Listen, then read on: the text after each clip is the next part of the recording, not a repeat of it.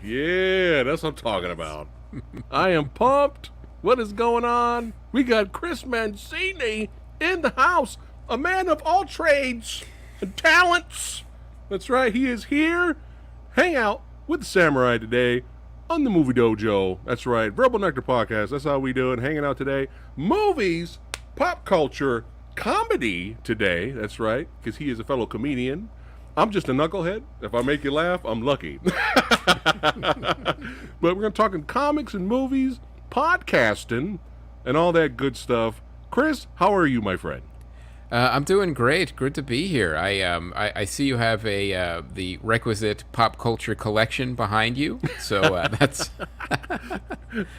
a lot of cool stuff back there. I was trying to see blowing up the image. I'm like, oh, do I have that figure? Do I have that poster? Well, it's actually a green screen in the back. I'm a fake nerd. I just pose, you know. What's going on, man? So, good to be here. I've got been watching some movies, got a new Kickstarter going, working on comics and what you podcasts. Been watching? What you been watching? I've been watching a lot of stuff. I watched Gunpowder Milkshake. Okay. And I watched... Still haven't seen that yet. Yeah, I watched Blood Red Skies, which is the vampire movie. I want to see that. Where they attack the vampire has to fight airplane hijackers. So it's vampire on a plane, basically. Sure. Yeah, and it's just was as it good? Did you like it? You know what? It's just as ridiculous and bloody as you think it is. It's like one of those movies that you're like, no one goes out of that movie going, wow, this is nothing like I thought it would be. Well, then you didn't understand that this was a vampire fighting, hijackers. Right. Yeah. It was the best compliment I could give a movie like that is it was as advertised. So it was a fun, bloody romp. I mean, it's about as forgettable as Jungle Book or Jungle Cruise, rather, but in a different way. Oh, okay. Okay. But it's a fun, time at the movies, especially for a streaming film. It was like, okay, yeah, all right. That was an hour and a half well spent. So it was an entertaining time waster. It was entertaining for sure. Okay. Well, if anybody knows my audience and myself, most likely mostly me really. I'm probably gonna check out Blood Red Sky before Jungle Cruise. Jungle Cruise might be one of those. I'm bored. Ain't nothing going on. You know what I'm saying? I'll check it out. I don't know. Well, you could just watch The Mummy, African Queen, and Pirates of the Caribbean. Then you would have seen the same film. So you would have been all set either way. Better movies. Okay. Yes. Yeah. Well, it's awesome to have you here, my friend, today, hanging out with us. But it was cool having you on the panel, the 24th Kung Fu Annual Extravaganza. That was fun too. Always a good time. Those are always fun, and they're always super long. Now imagine just being live, sitting there at San Diego Comic-Con. Yeah. We're always the last panel to leave. Rick does these marathon Kung Fu extravaganzas. They're great, they're fun, but they are also endurance tests. Right. It's like going through the 36th chamber at Shaolin. Oh man, it's like. Was ours really the longest a couple of weeks back? Was that really the longest? It very well have been. I mean, I stopped counting after 3 hours, so it's probably in there. It's definitely up there. I was ready to keep going, to be honest. But I mean, hey, it's all good. Poor Vincent Lin, man. Sir Vincent Lin, the legend. He was just like, Rick! Rick! End it. It's so funny. Yeah. It was so funny. But yeah, it was always great hanging out with Rick, and and everybody. But it was cool, it was the first time meeting you there. So now, now I get you one-on-one now. Exactly. That's now right. we can really dig in. Oh, yes. All the tough questions are coming out of the woodwork. Actually, we're just going to go to IMDb. Yeah. Well, I brought my publicist so she can make sure I don't. No, I'm kidding. Oh, man. So, yeah, man. So you just like done everything here. So I'm like looking on IMDb here, and you got a lot of stuff already under your belt. I'm like, man, this guy is already. He's already in the know here. So let's talk a little bit about Second City Headlines and News. It was a TV series, and you were a contributing writer on that. What was that about? I was a writer producer over there. That was you're really going. That's like the Wayback Machine. That was one of my first jobs in paid gigs in Hollywood. It was actually an internet show back when everyone thought internet shows were going to be popular, and then they all collapsed. But it was actually produced, you're not going to believe this, by Microsoft. So we were actually on the Microsoft network as one of the first comedy shows online. Yeah. And then Microsoft decided, like, hey, maybe we shouldn't be supporting online comedy shows, and they canceled it, I think, after 2 seasons. But it was when, like, the Digital Entertainment Network, everyone was getting these everyone was getting these online deals to make shows, and nobody knew what they were supposed to be, and they all lost money. So then the internet evolved to what we have today, where people are generating content without studios paying them a bunch of money to make mediocre content. Right. So. Gotcha. All right. Interesting. So you were a little bit part of the writing process of that. Yeah.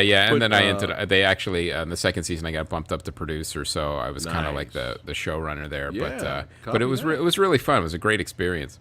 Copy that. What about Skins? It was a short. It came out that was a short film. Yeah, I made that. I actually got picked up by the Sci-Fi Channel and put into development as a show like years ago. That was really fun. It starred Paul F. Tompkins and Jay Johnston back when nobody really knew who a lot of us were, and it was a really fun. A lot of those are on YouTube. You could kind of find them. It was pre-visual effects age, and basically a guy who's a schlubby guy, never could cut his life into focus.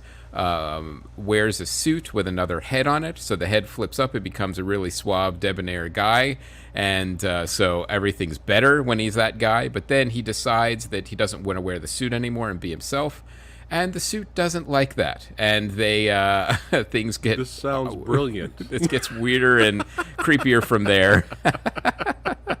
Wow. Wait, with Skins, I didn't know that was the plot synopsis. That sounds like a lot of fun.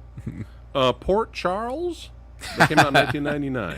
Yes, that was my first union writing gig. It was a soap opera, and it was a spin-off of General Hospital, if you can believe that. And so I was writing on that. I was like a dialogue writer, and it was really fun. And it was I was only writing dialogue for these, the typical soap opera characters where, everything revolves around a hospital, and you have nurses, you have a killer that no one can catch, and you've got relationships that if they would only just get together, that would be, we those, could really... right? The torture the audience relationships, right? Yeah. Those always work, right? But what's interesting about that, like when you write for a soap opera, it's more of like an assembly line, because you're literally putting out a show a day. Yeah. So there was not a lot of time to be super creative, but I tried as best I could to put like a little humor in there periodically when I could. But it was a really streamlined operation. It was another really good experience, but it was definitely different than writing for anything else. Right. We got here Mr. Tony the Dead. He says he thinks his wife watched Port Charles. There you go. She also watched Passions as well. Yes, they were all about it in the same time frame. Yeah, most likely that's true. Look at that. Check that out. So is that true? Because you're a writer, you're in the industry, you're in the film and TV industry. Is that true? That was always a stigma that whether it be a romantic series or romantic comedies or dramas, if the two leads that everybody wants to get together, once they get together, it's over. The show is over. Is that true? It's old school thinking. Like that's what everyone used to think. But there's so many different ways you could move a story forward or do different things. But it's the anticipation is always fun. But it's a Right. sweet spot. It's like, all right, well, if it happens too soon, then you miss some of that. Like, Ross and Rachel, is a great example. And then once they finally get together, then they could break up and they could get together and eventually end up together. There's many different places you could go. So it doesn't always have to be a who's the boss anymore. That's what I was going to bring up, because Yeah. I remember people talking Yeah, about that. yeah. Who's the boss was like, as soon as they got together, that was it. That's a wrap. Yeah. Wow. So it depends on the writing. Yeah, right? for sure. The writing's good enough. You can make it work. Absolutely. Okay. All right. Interesting. Hit Clown, 2001. This was probably my favorite short film. I actually got a grant from the Sci-Fi Channel to make this. This is back before they rebranded to like Sci-Fi, but it was the same channel. This was like a really fun movie that I actually shot in 35 millimeter black and white film, which is like unheard of. That no one shoots. No one shoots short films on film anymore. But then to actually do 35 millimeter black and white, Yeah. I made it a comedy noir about a hitman and a clown who accidentally switch bags and find they like the other's job better. And I haven't even watched it. I'm already laughing. Laughing. But yeah, go ahead. And it was really fun. I shot it also with no dialogue, so it's Yeah. all stylized with music and kind of noir angles, and it's I think that's also on YouTube. That was another really nice. fun I'm gonna have one. to check that out as well. Rainbow's End. Yep, that was another fun one. That was actually shot on video, and that was about 3 small-time crooks who capture a leprechaun and try to shake him down for his pot of gold. So that that has like Dean Cameron in it Oh from my like God. Summer School and a couple other people. Oh my are God! in You that just too. said summer school. You just took Yeah. me back there. Wow. Yeah. Oh my goodness, that sounds hilarious. Mm-hmm. But this one looks right up my alley here. I want to watch Asylum. What is this? Oh.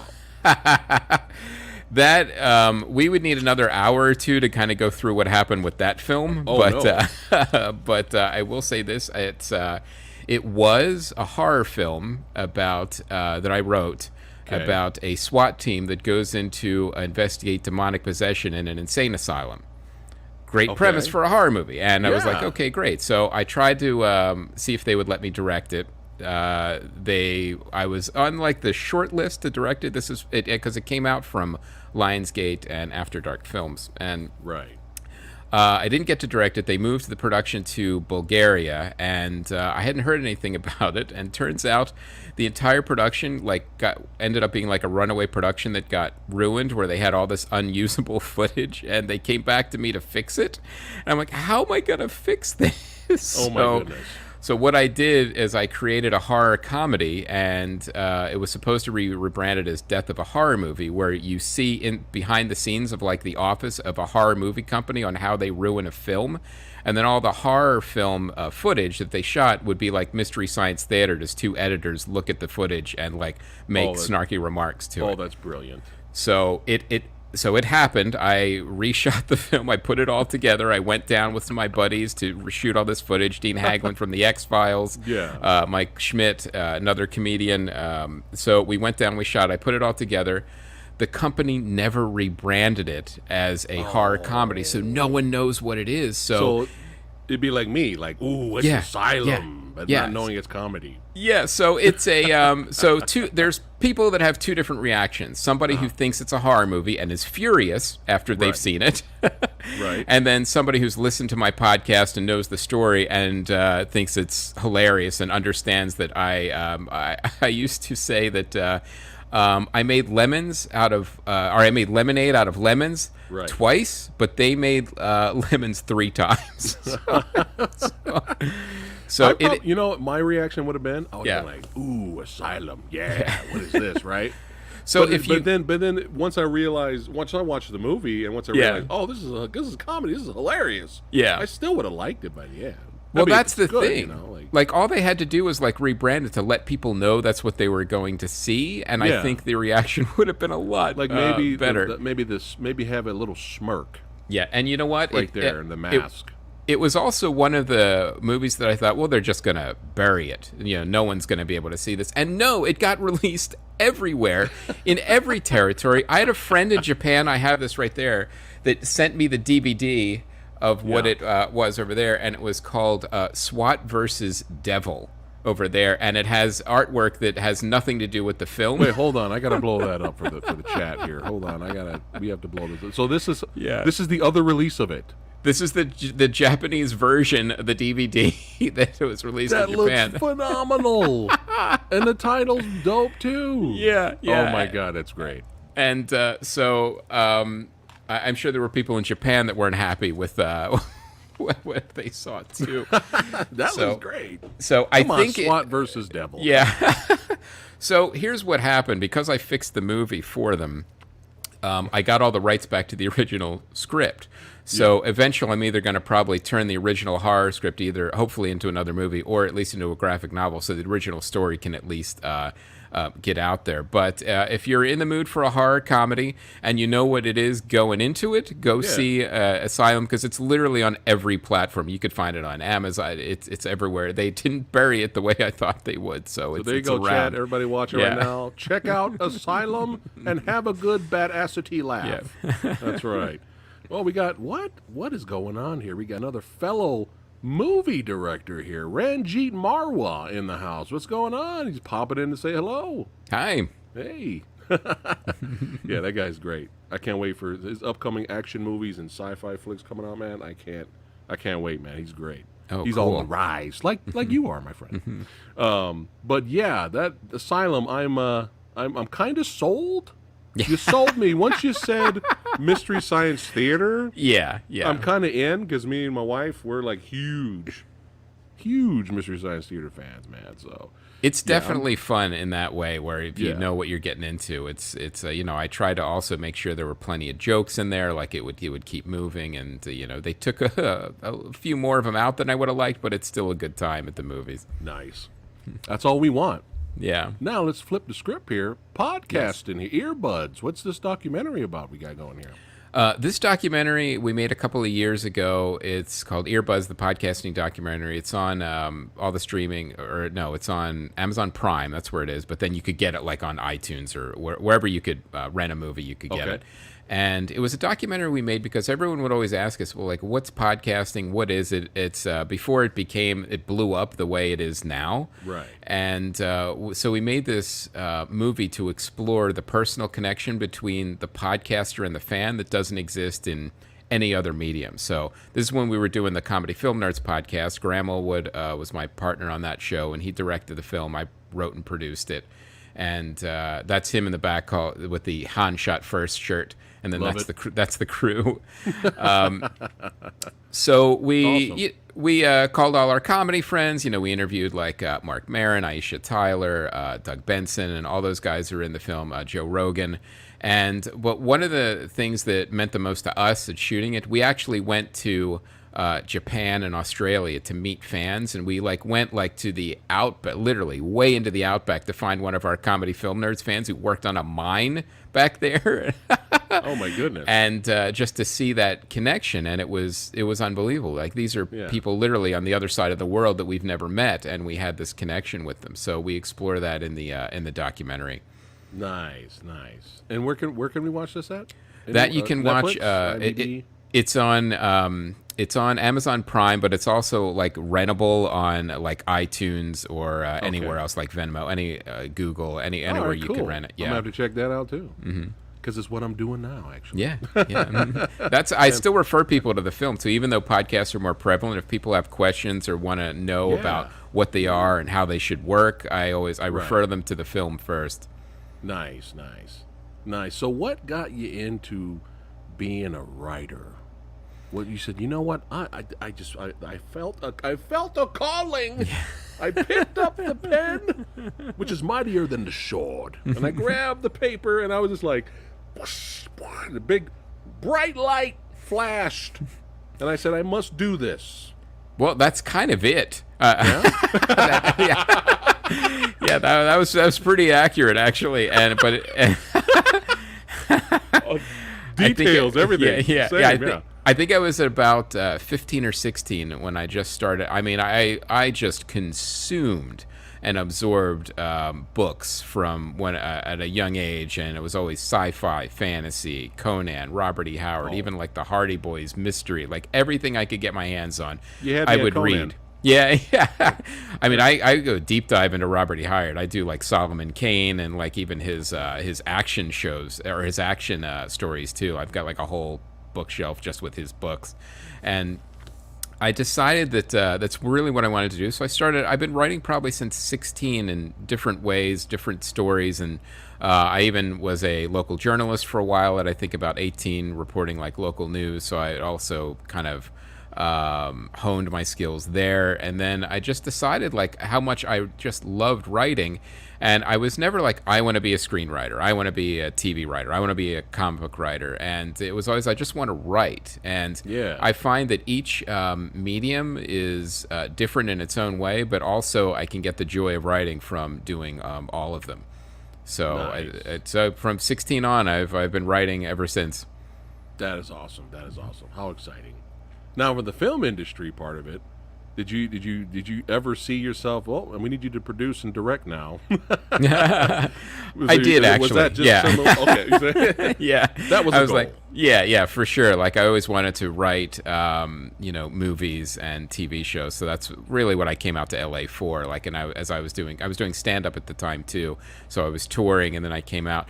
This is probably one of the problems of my career. I haven't focused quite enough on exactly one thing. I've kind of done too much, which is great and also not great. So that's one thing as far as balance goes. I think I've maybe tried to do too much instead of focusing on one thing. But nowadays, people are doing all different things now anyway. So, but I think as when I got out to LA, I really just wanted to write for movies and TV. But, I started also writing books, and, I still in the back of my head always wanted to get into comics. I got into comics probably very late, but I did get there eventually. So, and I'm definitely happy to be there now. What got you hooked in comics? You know what? I think my parents got me a Spider-Man subscription at I think about 13, where I wouldn't actually go out to the comic book store. An issue would just show up at the house. And I even remember the first issue, and maybe you'll have to go a deep dive, but maybe you could find it. It had the Rocket Racer on it. This was Spider-Man fighting the Rocket Racer, and then this giant wheel with guns on it. I think it was literally called the Big Wheel. And I'm sure one of your fans has already pulled up the cover. Oh yeah, there you have it. But I remember it, and that it was like it was life changing. I'm like, oh my god, look at these stories that can be told. And I've been reading comics pretty much since age 13 for sure. Nice. And I'm sure you got into Alan Moore and all that stuff. All of it. Yeah. Neil Gaiman is probably one of my favorite writers, but The Sandman. Yeah, Sandman's probably one of my favorite series. Was that ever going to become a property, like in terms of a show or a movie, or no? They're just like, we can't touch this; it's too complicated. It was in development for literally decades, like trying to figure out, could we make a movie? Could we do this? Could we do that with it? But Neil Gaiman was one of those artists that I thought, well, why aren't people adapting his work more? Like, it took Hollywood a long time to recognize and to find Neil Gaiman, which I always found baffling. Yeah. But then when they found him, they found him. Then Stardust got adapted, and then American Gods. Everything started getting adapted, and Sandman is now in production as a show at Netflix. So we will eventually see it. Oh shit! Mm-hmm. There you go, exclusive.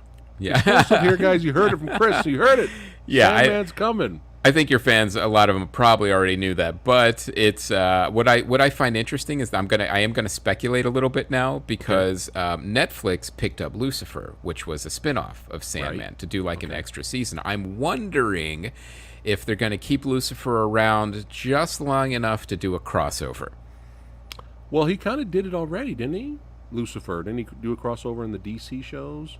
Well, not with Sandman though. You mean Sandman do a crossover? Oh. Yeah, I think that might happen, but we'll see. I don't know. Okay. Well, I'm excited. I can't wait to see some Sandman there. Mm-hmm. Did you like Preacher? You know what? It's I had mixed feelings about it. I kind of liked it, but I also had mixed feelings about the comic. Like, I never really loved it as much as the other Vertigo titles, and I'm like, nah, it's kind of good, but it's not my favorite. And I will say this: I think if you're going to get a Preacher adaptation on television, That's the best it's ever going to be because it's such an insane show. There's no other way to adapt it. I thought the adaptation was really good. Oh, good. Did they cancel it? It doesn't have an ending, or it was done. It was, I think, 2 or 3 seasons. I mean, that was pretty much as far as they could go. Should I still watch it, or is it kind of like it's got a big cliffhanger and you're gonna? No, they finished it. It was definitely like if you liked the comic, like I think people are gonna like it the show as much as they like the comic. So if you love the comic, you're gonna love the show. I was kind of like up and down on the comic, so I was kind of up and down on the show. But I think that will steer you your way. If you didn't like the comic, you're not gonna like the show. Oh, okay. Yeah. Okay, well that's good to know. All right, well at least I know there's an ending. Yeah, for sure. You know what show I was like at first, and then it got better, and then it got canceled. Was Constantine? Did you watch the show? I did actually. What'd you think of it? I thought I didn't hate it. I thought the frustration I had with a lot of comic book adaptations of shows, especially with big networks, like I thought like the CW universe does a much better job of adapting the characters and putting them into like a TV universe, whereas I thought Constantine was like, well, we're just going to put this in like a Monster of the Week procedural, and then we're going to fit John Constantine in that model, and it never quite fit or worked. I felt like that was halfway to a good show, and I felt like it wasn't true enough to it wasn't true enough to the character, but it also wasn't I felt like it was just kind of like it really felt beholden to like this old school TV episode model that it didn't have to be. Right. And I blame that solely on the network. I mean, that was totally, that got noted to death and all that stuff. So but the character, I think it's Matt Reeves, the actor. I think he nailed it. He nailed it, and they're keeping him alive. Like, he showed up on the CW shows, and he also voices the animated Constantine. So I really feel like he's, with the exception of him being stylishly disheveled, like I feel like there's a stylist making sure his wrinkles are right in the right place for his clothes. But other than that, I think, a really good job, and I'd like to see more of him. I'd like to see a reboot of that show is really what I'd like to see. Like, put it on HBO Max and really make it what it could be. Like, that would be awesome. That would be cool. I mean, as much as we all love Keanu Reeves, I still think Matt nailed the character at least better. That was a misfire. I mean, it's when that came out, everyone was saying, "Well, why just make Sting, John Constantine?" I'm like, "Yeah, of course, that would have been great casting." But to make him, to make him American and Keanu Reeves, I'm like, "What are you?" Okay, well, that was that era of like, well, we're just going to buy the rights to these IP and then do whatever we want. It doesn't matter. So, I mean, we're still seeing some of that, unfortunately, but, slowly but surely, studios are learning, well, the things that we like about these characters in comics are generally the things that we like to see in movies and TV shows. Right. No, you nailed it. But Sexy Sumo says, wow, Stephen Ray is in Asylum. Yes, he was. And, he was indeed. Director Ranjit says, my guy Bruce Payne is in Asylum, so look at that. He's in it as well, yes. And I'm sure none of them have it on their resume.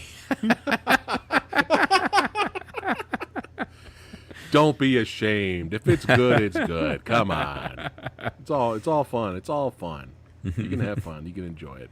Yeah, and I think it's the kind of movie, too, that, like, if it was just marketed a little better as a horror comedy, everyone could have been like, oh, this could be, like, a really cool thing. And honestly, Stephen Rea, he does a good job. I mean, he's a good actor. It's just, I know you have to see it. It's hard to describe. Always been on black. Yeah. Oh, my God.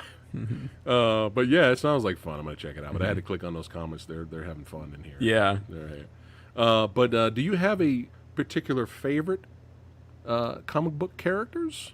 Do you have a top 5 or a top 10 or something like that? I'm putting you on the spot. Yeah, no, it's I've got like the ones that a lot of people like Spider-Man and Daredevil is probably one of my favorites, like that Squirrel Frank Miller Girl. run. Yeah, the Frank Miller run of Daredevil is I think one of the best runs of comics I've ever read, even still. I'm a big fan of the Mignola universe with Hellboy, which I love a lot, and Sandman. And I'm going to give one super obscure Marvel character that I really like that you'll never see again. His name was Justice. And there was a time that Marvel kind of started their own, separate universe that wasn't part of the Marvel universe. It was like an Elseworlds universe, and they had all these different characters, it didn't go well. But the characters were super interesting. There was one character, I think. Something Zero. I'm getting back. I can't remember. But he was basically he was a forerunner to some of these other shows and comics where he was a hero, but his job was actually to destroy the world. And so he was basically saving people just to get the photo ops, to get famous and more powerful, and then he was basically going to destroy everything. Wow. Saint George was another one that there was a modern retelling of a St. George myth where he ultimately had to fight a dragon, which ended up being this other character. So they all kind of tied together. And then Justice was another character where he was a super hardcore vigilante, where he would literally he would disintegrate people but leave their heads and hands for identification. I love it.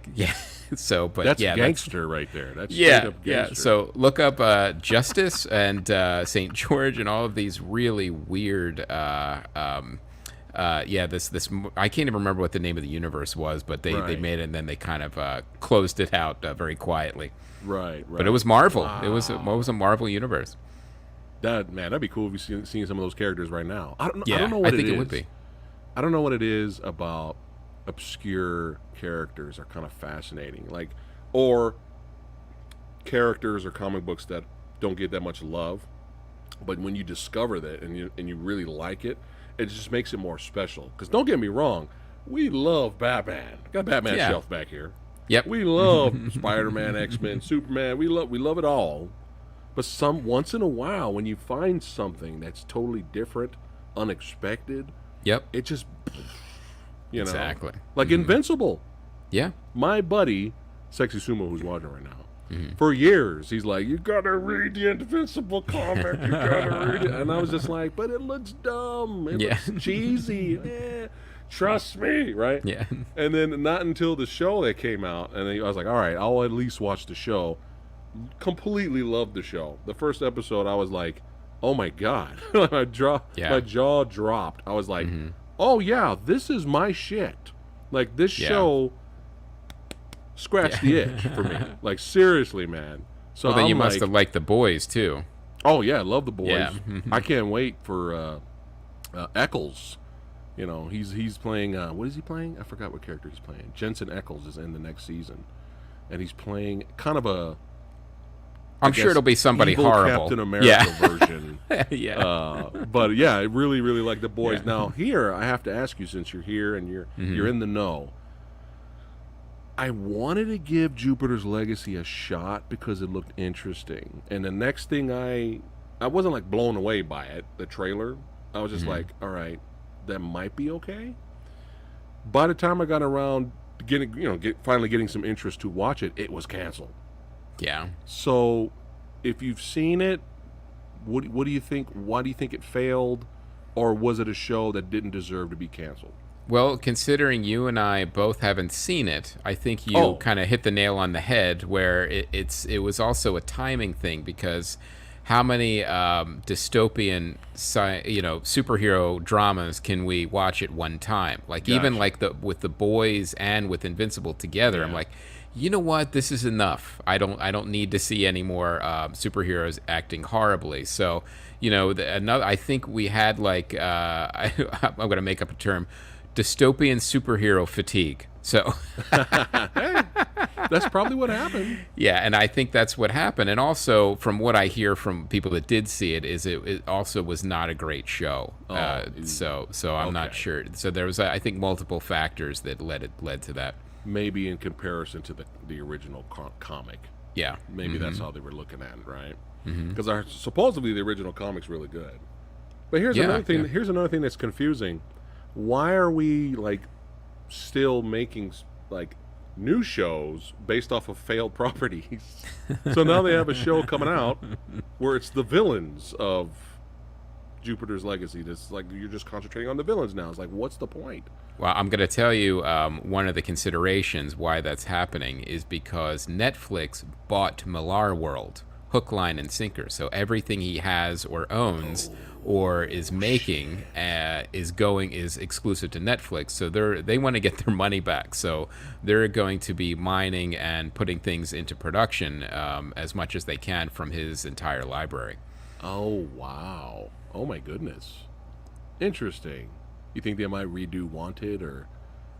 It's possible. I can imagine that a lot of that stuff is quote in development. It doesn't mean it will all see the light of day, but we'll see. I think it's all being talked about. I'm sure at the weekly Millar meetings with Netflix. Wow, I did not know that. Wow, I did not know that. That's crazy. Wow, that's big news right there. Interesting. But I'm sure I'm in the minority here. I actually like the Wanted movie. I know I'm in the minority, but after reading the original work, there's no way they can make a show of that comic. Right. There's no way. That will offend everyone. So I'm just like, I'm down for it. Yeah. I don't give a fuck. I'm down for it. But I just reading the comic, which I enjoyed, which was insane, it's like there's no way they can. No way. I mean, maybe on HBO Max, but this is Netflix we're talking about here, so right. I don't know. Wow, I did not know that. Interesting. So since we're on the topic of comics, yes, was there anything before the two you sent me that you started doing? No, those are it. Those are the two. That I have so far. There's more stuff kind of in the pipeline and the hopper, but those are the ones current. All right. Ones. Mm-hmm. Well, I would like to thank you, sir, for sending me these. Absolutely. And you have made Samurai very happy, but you made Samurai read comics. I haven't read comics in years. I'm just saying. Use this, snip this out of a video, advertise it. Yeah. For volume 2, because I haven't read comics in years. Welcome back. Yeah, welcome back. God damn it. I was up all night reading this stuff. Oh, that's great. That's the best compliment I could get. Yeah. So share that, my friend. But the first one here, guys, we have Long Ago and Far Away, which is like a fantasy comedy comic. Really had a lot of fun with this, man. Cool. And I really enjoy the artist too, Fernando Pinto. Yeah, he's great. Shout out to Fernando. Mm-hmm. Very, very talented, sir. Very talented. And thank you for autographing both of them. Absolutely, of course. I like how you put in here, hey, Phat, hug an elf, save the world. Yeah. But yeah, this was a lot of fun. I really enjoyed this, man. I really did. Really enjoyed it. Chat. If you like fantasy, action, comedy, make sure you guys go out and buy this. That's awesome, fun as hell. Yep. It says on the back here, from Mark Allen Miller from Hellraiser and the Steam Man. Yep. On the back here, that's right. Oh, yeah. But yeah, just really quick. Plot synopsis. Long ago, Jason was the child knight from our world who saved the legendary kingdom of Elvenwood from the evil Witch Queen Nexus. Now Jason is a depressed 30-year-old, lives with his mother, that's right, and runs a comic book store poorly, that's right. But Elvenwood needs his help once again. Will he be the hero he once was? Or will he just make things worse because he grew up to be a complete jackass? Come on. This is hilarious. Highly recommend you guys check this out. And my favorite character in here, I'm going to botch his name because I'm horrible with names. Is it Montalban? Lord Montalban, yes. Lord Montalban is my hero and my favorite character in this. Had me busting up, man. I was rolling. Yeah. So chat again, Long Ago and Far Away. Pick it up. It was really fun. I always thought, like, because I grew up reading, like, the Narnia books and all of these Portal Fantasy ones. Like, these kids would always go into a fantasy world, save the day, and come back. But then I always thought, what happens when they're 30 and gone through therapy and it's screwed up their lives, and then they have to go back in that world again as an adult? What would happen? So that was it's original kind of to me. premise. It's very original. It's kind of funny because they go on these adventures and all of a sudden they're grown. They're older, and like you said, they're like, no, they were taught to think that it was not real, and all those characters' adventures were not real. So, and here the elves just show up, like, hey, what's going on, man? We need your help again. Yeah. It's hilarious. You got Flicks here. He says, I'll check it out for sure. Looks awesome.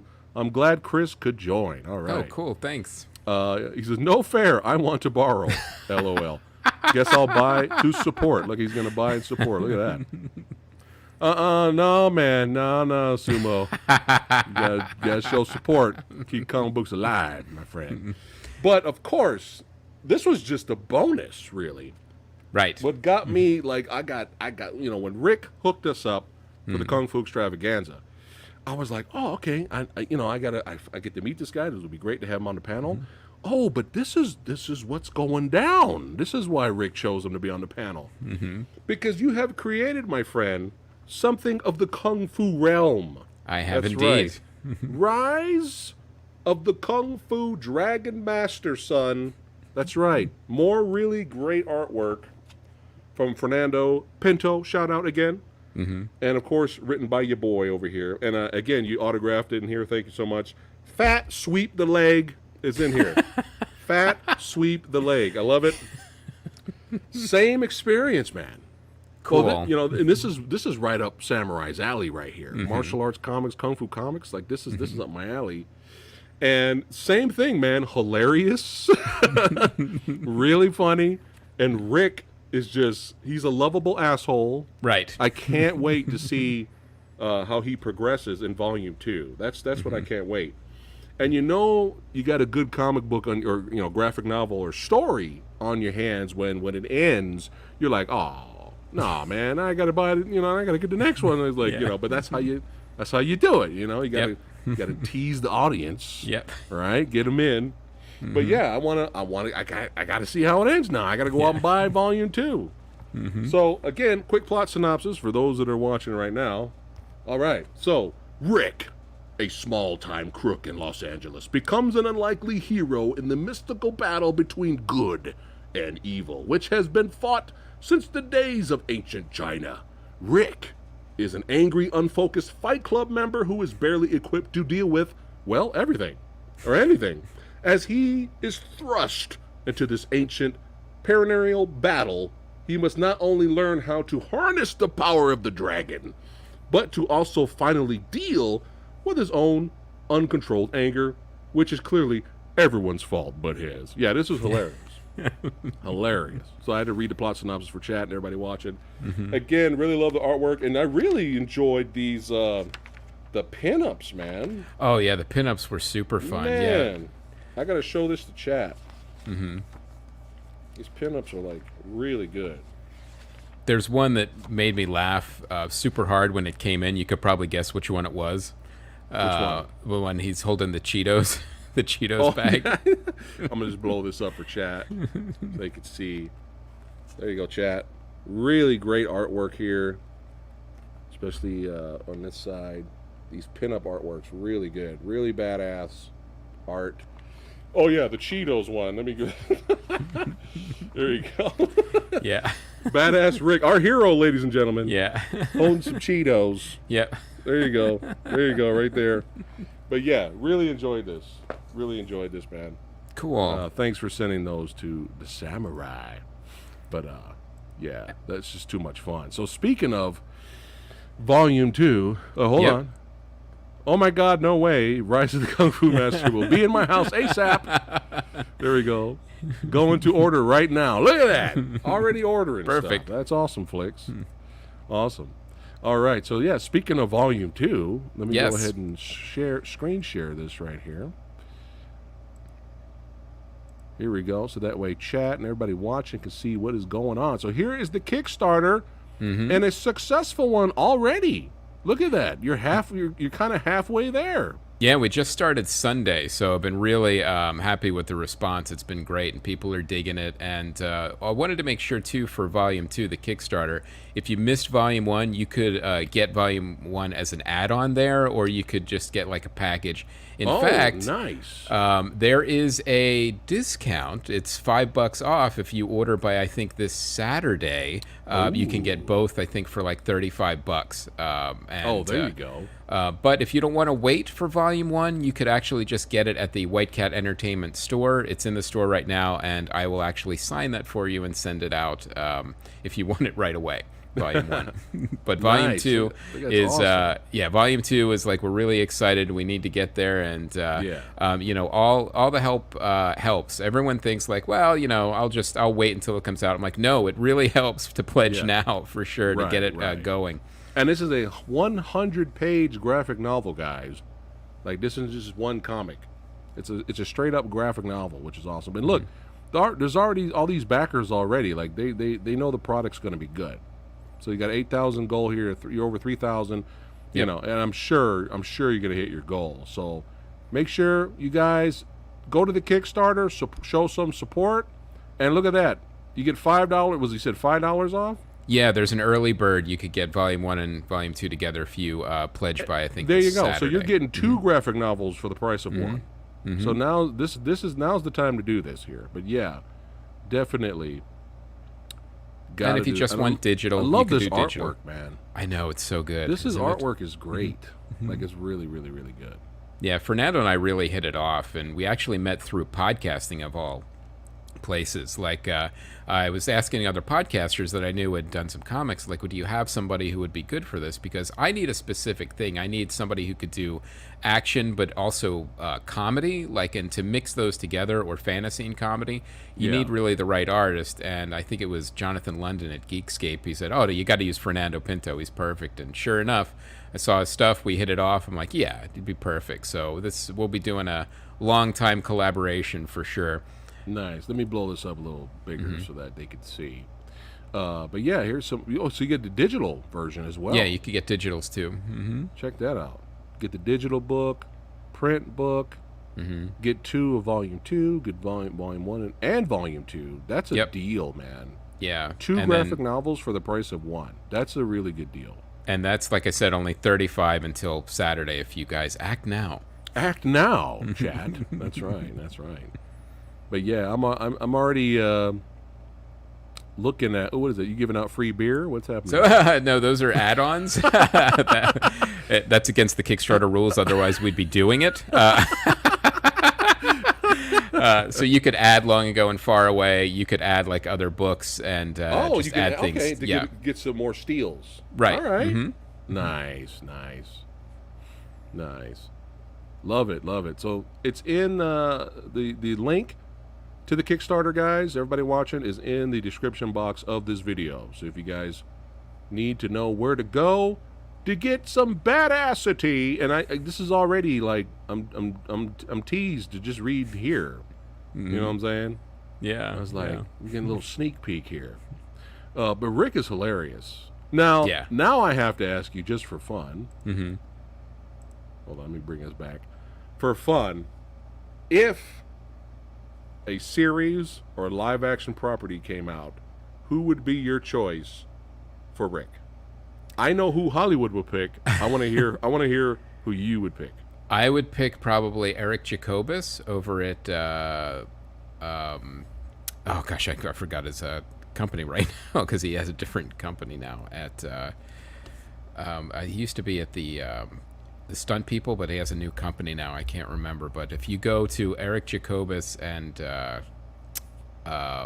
see his, because he used to do the stuff with the Kung Fu Extravaganzas with us. He didn't do it this year, but he's normally every year, and he makes the most amazing short films and feature films I've ever seen. He's one of the best comedy action martial artists outside of like Jackie Chan. Like he's amazing. Here. Yeah, I recognize him from Contour. Yeah, and he also does a lot of mocap right now, and in fact, he's Kratos from God of War. Oh shit! And he's a great guy. He's hilarious, and he's an incredible martial artist. So, but to answer your question, would the studio let me have him? I don't know. Yeah, he would work definitely. Yeah, but yeah, he is right here for Contour. Is he the guy in the middle? That's him in the middle, right? Yeah, and you know what? Rope-a-Dope is probably one of the funniest martial arts short films I've ever seen. Right? Yeah. Oh, this dude is badass because I have the Contour DVD. I think I have the sequel as well. But at Comic-Con, I have a picture with these guys, so I might actually have a picture with them. Yeah. Stunt People is his old company. That's the one I was thinking of. I can't remember the name of his new company, but watch. His short films are amazing. I think it was was it Rope-a-Dope? If you go back down to his page, I'm trying to think of my favorite one. I think it would, but it was the one. Basically, it's he set it up like Groundhog Day, where he keeps getting beaten up by a martial arts. Rope-a-Dope, that's it. Rope-a-Dope 2, which one? Yeah, it's Rope-a-Dope. That's the one, and it's he sets it up like a Groundhog Day for a martial artist who keeps getting beat up by a martial arts gang terrorizing his neighborhood. So each day he tries to learn more martial arts to go back and beat them. It's hilarious. Let's see here. This one here. That's it. Yeah, you definitely want to check it out. Yeah. It sounds hilarious already. Come on. Martial arts Groundhog Day. Yeah. This is funny. Probably should reach out to him. We probably want to come on the podcast and hang out with us. Oh, yeah. I'm sure he would. But yeah, he would. Yeah, he would be good. Man, can I even find that photo I had with that would be hilarious if he comes on the show and I actually find the photo of a slimmer, younger samurai. But here, Abel has a question here. He goes, when will Volume 1 be widely available? I'm trying to think if I can give an exact date yet. I'm hoping in the fall, winter-ish, it'll be like on Amazon and all those other places. But right now, it's at the White Cat Entertainment store, so you can buy it, but it's not everywhere just yet. Okay. So it's on the way. Yeah. So, but you might as well. Yeah. It'll be the same book. You might as well order the next volume and get the first volume for free. Yeah. At the same time. You might as well just do that, right? That's a sale, man. That's really good. But yeah, man. Not necessarily for free, but discounted. So. Well, yeah, you know what I mean. You know what I mean. Yeah, absolutely. Yeah. But, so this is where you're at so far. Right? Yes. And, of course, Volume 2, which is already set and ready to go. Anything else? Any ideas of future projects? Can you name now, or you got to keep it on the hush? We're in development on a couple things that really are just kind of ideas that Fernando and I are going back and forth. But we do have more books planned in those universes. Another Long Ago and Far Away, and sweet, and more Rise of the Kung Fu Dragon Masters. It kind of set it up like a trilogy. And it'll be Rise of the Kung Fu Dragon Master, Fall of the Kung Fu Dragon Master, and Return of the Kung Fu Dragon Master. Sold.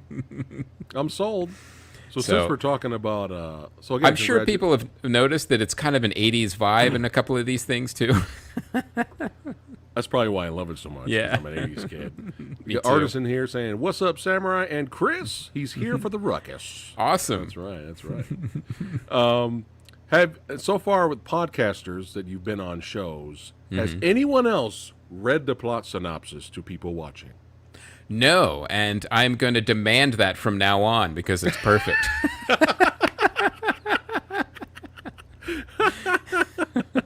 I should have threw up an image of it and then did the reading, set the scene, but that's okay. That's it. Fellow podcasters, you got to top me for the next one.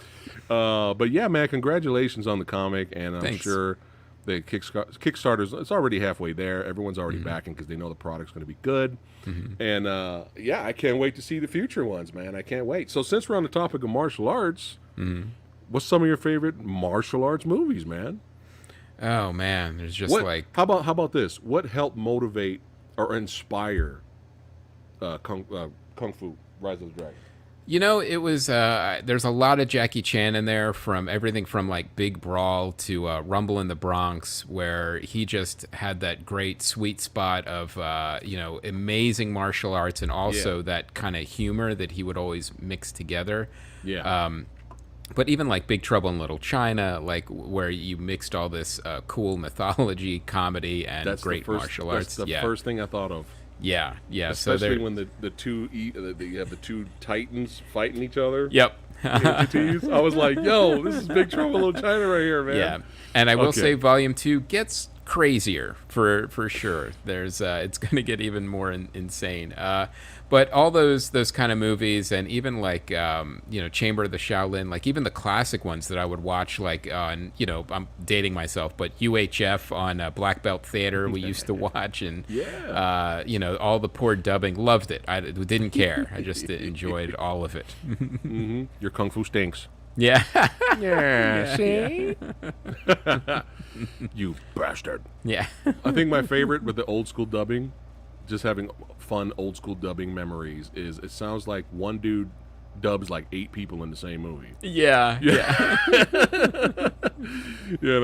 But all right, here's a good question from Brad. Mm-hmm. Chris, do you have any favorite comic book movies?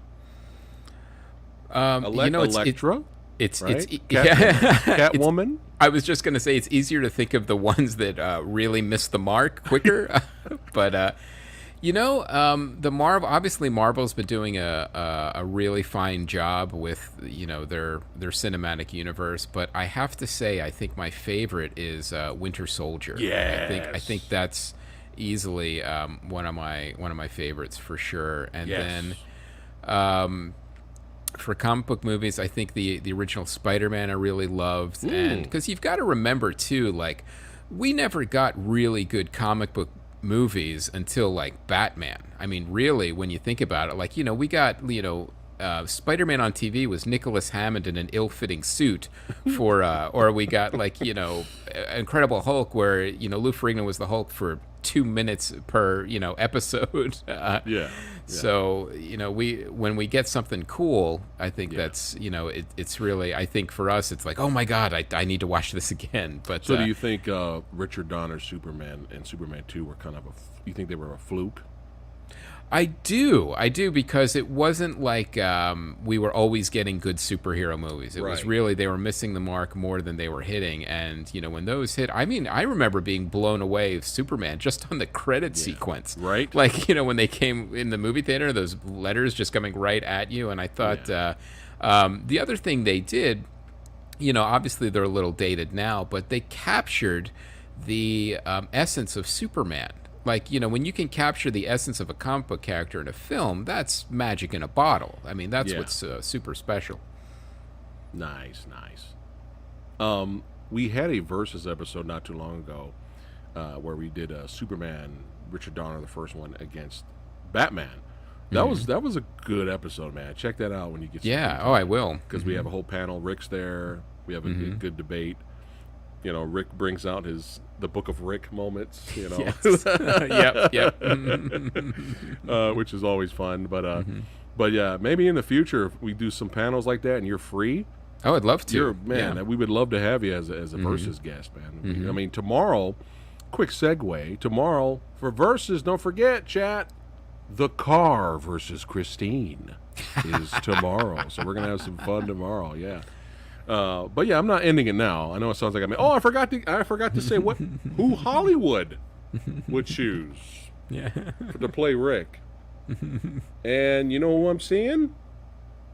I am seeing what you call? God damn it. I forgot his name. The guy that looks bored as fuck in the Tomorrow War. Oh, that's everyone. No, I'm kidding. Chris Pratt. Yeah, Chris Pratt would be great for sure. Chris Pratt, Hollywood would choose to play Rick. But yeah, I didn't see that movie yet. I just saw scenes, and I'm like, what's wrong with Chris? Yeah. Is he okay? Is he sick? What is going on? He just looks so bored. We have a new term called streaming paycheck movie for stars, and that's one of them. Okay, that makes sense. Oh man, no, Winter Soldier. That changed the game, man. That really changed the game. Amazing. And a lot of people still consider the Captain America trilogy probably one of the best superhero trilogies probably out there. Maybe the best. I don't know. It's pretty great. Just I mean, it really is. consistency. Yeah. Mm-hmm. Because it's not Blade. No. But we're gonna get more Blades, so we'll see what happens. Fingers. What do you think? What do you think? We got a shot, or it's going to be PG-13 garbage? You know what's interesting is I think that's a debate that's happening in Marvel right now because they have Deadpool. When they bought Fox, they're like, well, all Marvel's going to be PG-13. I'm like, well, no, now we have Deadpool and, Blade. I think they should obviously lean towards the R. Will they? I don't know, but I think that's a very hardy debate they're having right now. But Mahershala Ali for Blade is going to be amazing. He's a great actor. I'm not concerned about him. Yeah, I get it. No, you're concerned about like it being diluted and watered down to a PG-13, but we'll see. I think it's going to be an R, and I think it's going to be. I'm cautiously optimistic about it. You'd think Deadpool 3 would be a given, though. I could see them struggling more with Blade because Blade's not popular anymore. Mm-hmm. But Deadpool had 2 hugely successful R-rated movies. Right. Mm-hmm. This should be a given. But maybe that's why they had that other Deadpool cut come out that kind of teased the because it was PG-13. Remember? Deadpool 2? And it was a disaster. So. I didn't even bother seeing it. No. So I think the when people asked them like Kevin Feige, I think it is at Marvel, and they're saying we're going to keep it with an R and Deadpool's going to be R. So I think it's leaning in that direction unless something crazy happens. I think we'll get an R-rated Deadpool 3. And then they could do whatever they want. Right. After that. But at least, 3 Deadpools is enough. Yeah. They probably won't make any more Deadpool movies. They'll just have them make cameos in other movies. Be goofy. Yep. That's Once the X-Men kind of start getting into the Marvel universe, I think we'll see more of things like that. What do you think? What do you think, man? What are they going to botch it?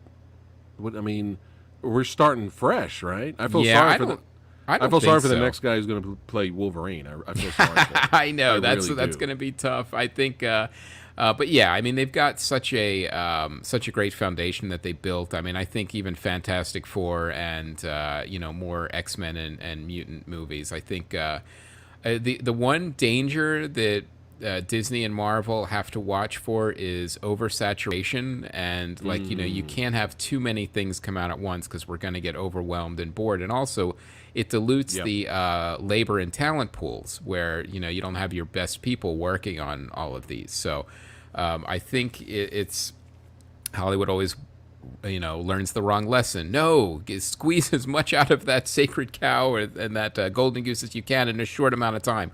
No. Let the goose survive, and then you can have a golden egg every 6 months. So, but otherwise, you're going to have the Blade and Mr. Chicken. Yes. Yeah. That was not planned. Hey, here all week. Yeah, no, you said it perfectly. It's the truth. It is the truth. Do you think some people are getting tired of the shows, of the Marvel shows? Do you think they're doing too much of those? I think superhero fatigue is hit overall because we've had so many shows and so many movies. But here's the thing. If the quality continues to be good, there's always going to be an audience for them. Like, I've enjoyed every single Marvel show, and the one thing that they have done has made them all different. Now, if we keep seeing shows that are like, Falcon and Winter Soldier, then it's just another action show with different characters. I think a lot of people, including myself, will get bored. But if you give me WandaVision, Falcon, Winter Soldier, and Loki, then something else that's completely different, I think that, we can continue. So overall, you're okay right now? Yeah, I'm okay with it for now, yeah. And these are short shows and with a limited amount of episodes. And we've only one has been announced for a second season. So they're more miniseries than anything. Right. Brad, to answer your question, Chris he's definitely going to check out Suicide Squad. Oh, my gosh, yeah, absolutely. I heard it's violent as fuck, man. I'm excited. Well, people don't realize James Gunn was a very gory director back in his indie days with... Yeah, Slither. But he worked for Troma, too. There's a history there that I can't wait to see on the big screen. Yeah, I can't wait. plus fun characters we can have. We can have a blast with. Mm-hmm. And a lot of them are going to make it, which is I can't. No, that's going to be hilarious too. If everyone survives this movie, I would actually feel cheated. Yeah, yeah. Is James Gunn actually going to make us feel sorry for Polka Dot Man? You know what? Are we going to feel horrible when Polka Dot Man dies? That'd be hilarious. That would be magic unto itself. But yeah, if that happens, that would be pretty amazing. They're like, no, Polka Dot Man. My boy's King Shark, so I got to represent King Shark up in there. Sylvester Stallone. Yeah, another boy of mine. Love that dude. But yeah, man, I don't want to keep it any longer. I could talk to you all day, man, about movies. I know, this is great. Books. Super fun. But Chris is an extremely busy man. You know, he's got the golden pen, and the platinum paper. He doesn't use regular paper. He uses platinum, right? And he has to write down and create worlds and action scenes and movies and all this stuff and more comics on the way. He is a busy man. But like I say to all our guests that have fun here, make this your second home, man. Come back whenever you want. You want to review movies with me? You want to come on our series? Is it really that bad? Or our Versus series? We actually did a Is It Really That Bad for Remo Williams. We had fun. We had fun talking about Remo Williams on Monday. But yeah, any of those series, man, if you're like not doing anything, it's funny because a lot of guests that I have that are have been here that are in the industry. A lot of times they'll reach out because they're like need a break. Right. They're like, hey man, I need a break from fucking filming movies. Can I come on? Let's just hang out and talk about movies and review something. Yeah. So that's feel free, my friend. You're always welcome here. This was great to have Chris Mancini in the house, hanging out with the Movie Dojo. Looking forward to future volumes of Rise of Kung Fu Dragon Master. Don't forget, support that Kickstarter and get the first volume with this bad boy, and support the man and future projects. And if you're new here, support the old samurai guy. Go ahead and like, share, and subscribe. Join, that's right, become a channel member or support the show on Patreon. And we'll see all you badasses again next time. Chris will be back. He'll be back. Unless, if you don't see him back, then as soon as I click end broadcast, he's going to curse me out for some reason. I told you not to ask me the question. You asked me the question, I told you. So, but yeah, that's it. And I'll see you guys tomorrow. Versus episode 6 p.m. Pacific time. The Car versus Christine. Let's have fun. See you guys tomorrow. Don't go anywhere, Chris.